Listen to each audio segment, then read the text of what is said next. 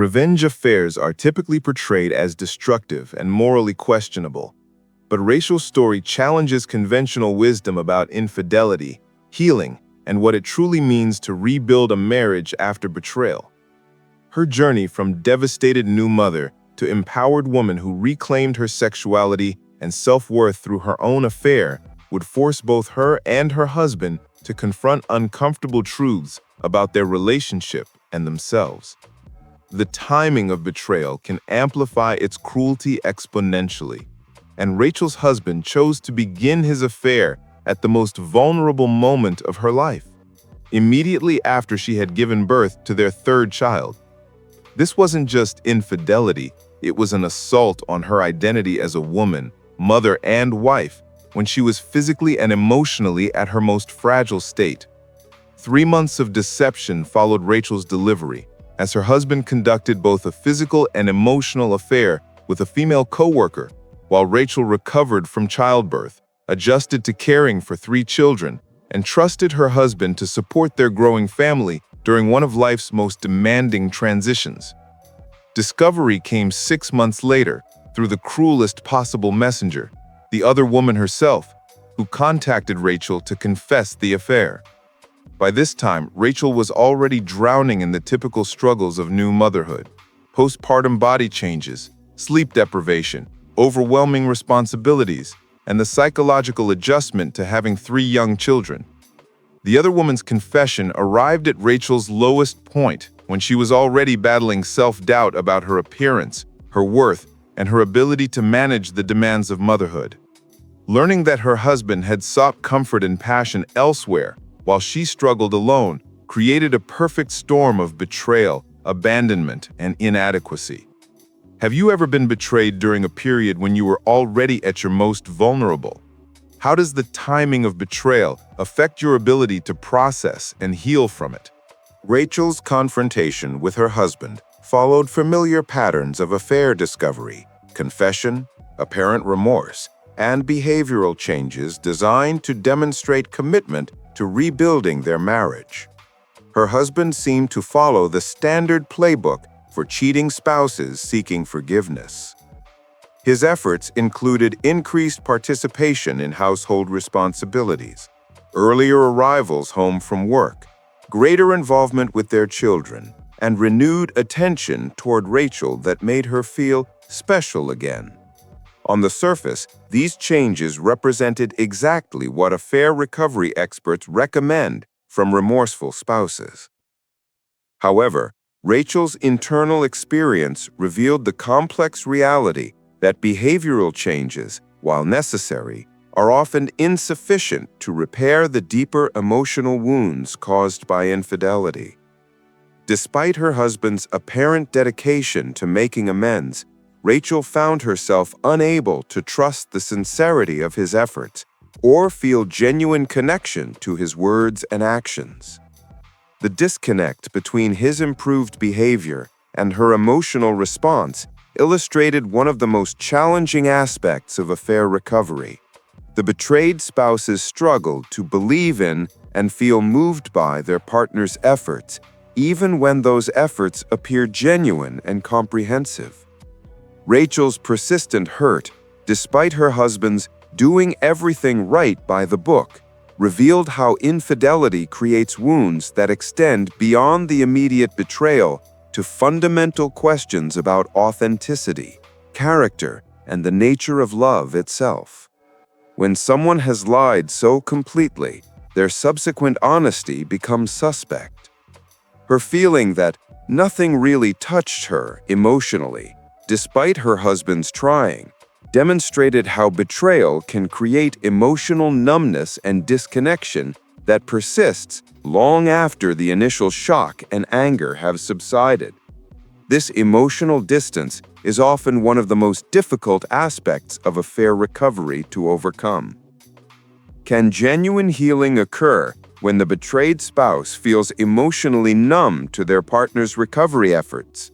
How do you distinguish between authentic change and performance after infidelity? Rachel's decision to return to work represented more than career aspiration. It was a strategic move to regain financial independence and reduce her vulnerability to future betrayal. Her recognition that being a stay-at-home mom wasn't for me anymore because I still didn't trust my husband to provide or continue providing showed sophisticated risk assessment and self-protection. Her husband's initial opposition to her return to work, requiring an ultimatum of work or divorce to secure his acceptance, revealed ongoing control issues and possibly a preference for Rachel's dependence that had contributed to the original relationship dynamics that enabled his affair. The work ultimatum represented Rachel's growing backbone and willingness to prioritize her own security and well-being over her husband's preferences. This shift from accommodating spouse to self-advocating individual marked a crucial turning point in their power dynamic. Rachel's decision to lie to her husband about working late, deliberately mirroring his own deception patterns during his affair, demonstrated both calculated revenge and a test of how deception felt from the perpetrator's perspective. This role reversal provided her with insights unavailable through any other means. The affair itself occurred with a guy that works at the bar across the road from my workplace, suggesting a degree of spontaneity and opportunity rather than elaborate planning. This proximity and convenience parallel how many affairs develop, through workplace or regular social contact that creates familiarity and accessibility.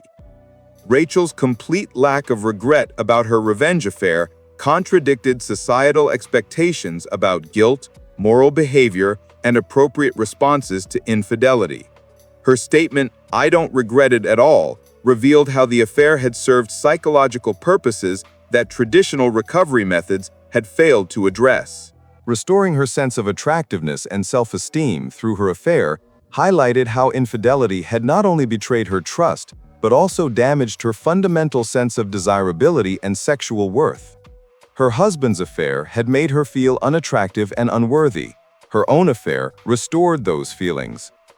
Is it possible for a revenge affair to serve therapeutic purposes that traditional recovery methods cannot address? What does it mean when someone feels more attractive after betraying their spouse?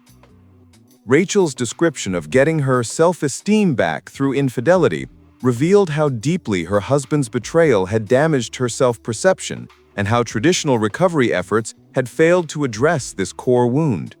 Her affair provided validation and proof of her desirability that no amount of her husband's renewed attention could match. The cleansing effect Rachel described from her revenge affair suggested that she had been carrying psychological burdens, shame, inadequacy, powerlessness, that were relieved through the experience of being desired by someone new and choosing to act on that desire without her husband's knowledge or permission. Her reduced resentment toward her husband following her affair indicated that the power imbalance created by his infidelity had been weighing more heavily on her than she had recognized. By evening the score, she had restored a sense of equity that made her more capable of engaging positively with him.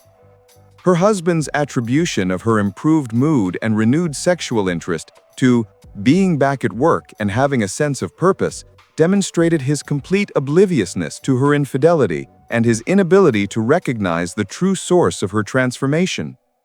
This dramatic misreading of the situation created an ironic dynamic where her deception enabled their improved connection.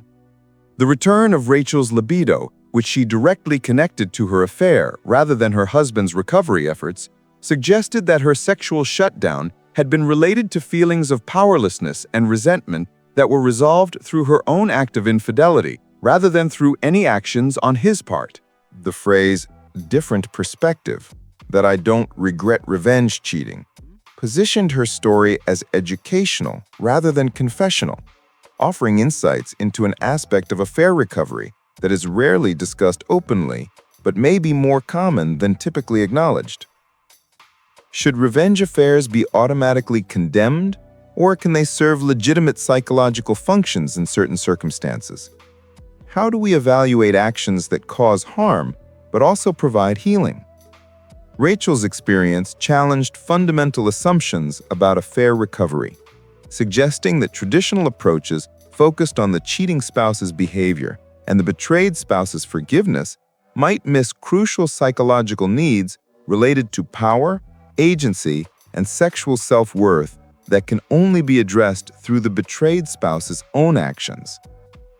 Her story illustrated how infidelity affects not just trust and emotional connection, but also fundamental aspects of identity, power, and sexual confidence that may require unconventional methods to restore. Traditional recovery approaches may inadequately address these deeper psychological wounds. The improvement in their relationship following Rachel's affair, despite being based on deception, raised questions about whether honesty is always the best foundation for relationship repair, or whether strategic secrecy might sometimes serve therapeutic purposes that transparency cannot achieve. Rachel's newfound ability to engage sexually and emotionally with her husband after her affair suggested that her psychological barriers to intimacy had been related to power imbalances and self-worth issues that his recovery efforts could not address, but her own empowering experience could resolve.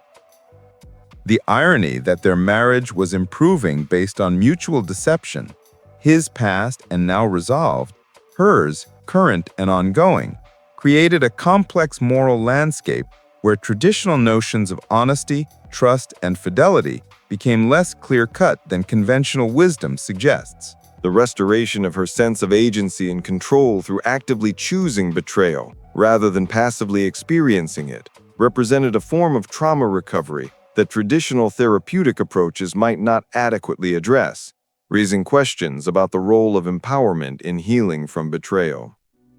Rachel's story ultimately served as a case study in the complex psychology of betrayal recovery, demonstrating that healing can occur through morally ambiguous means, and that the human psyche sometimes requires experiences that conventional wisdom would condemn in order to restore balance and wholeness.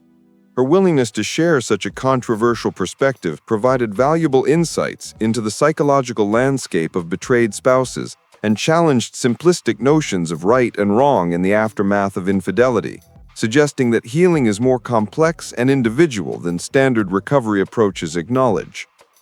Does Rachel's story represent healing or dysfunction? Can morally questionable actions serve legitimate psychological functions in relationship recovery? The long-term implications of Rachel's choice remain unclear, but her immediate psychological relief and renewed ability to engage with her marriage suggested that her revenge affair had served functions that traditional recovery methods had failed to address, regardless of its moral status or potential future consequences. Her experience illustrated how betrayal affects multiple dimensions of human experience: trust, power, sexuality, self-worth, agency, and how healing these various wounds might require different approaches than those typically recommended by relationship experts and moral authorities. Rachel's story challenged readers to consider whether the standard moral frameworks around infidelity adequately account for the psychological complexity of betrayal recovery, and whether absolute rules about fidelity can address the nuanced realities of human relationships damaged by infidelity.